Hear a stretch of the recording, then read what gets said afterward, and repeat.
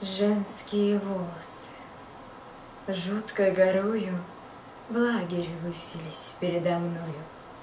Светлые, темные и огневые, черные, с примесью пепла, седые, детские, словно ленок золотистый. Люди, запомните, все, что фашисты золотом тем набивали матрасы, это вовек не должно забываться.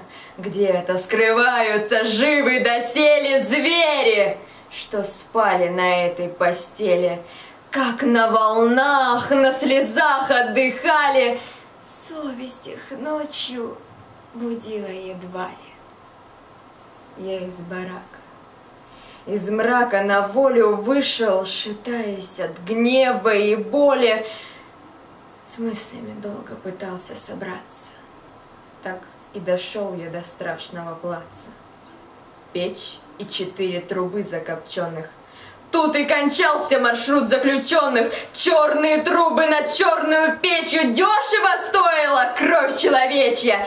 Черные трубы, пропахшие дымом, в небе пожаром зловещим багримом. Сколько очей перед смертным мгновением их озарило в тоске и смятении, знали, что путь их последний сквозь трубы. Но веселились в тот миг душегубы.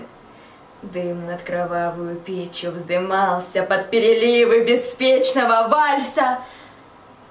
Снова гляжу я на трубы глухие. Что с них возьмешь? Ведь они не живые. Сердце сыновья в траур одето.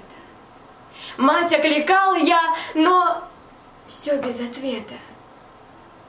Долго ходил я по скорбным тропинкам. Может, золы невесомой пылинки в глаз ты попала, в слезу превратилась и по щеке моей тихо скатилась. Может, ты стала розою алой, та, что из пепла родясь полыхая, не увядая, не облетая, жаркую кровью твоей налетая. Сколько цветов, что растоптаны были здесь, на плацу, среди лагерной пыли, сколько воспавших на этой планете. Матери, вас дожидаются дети.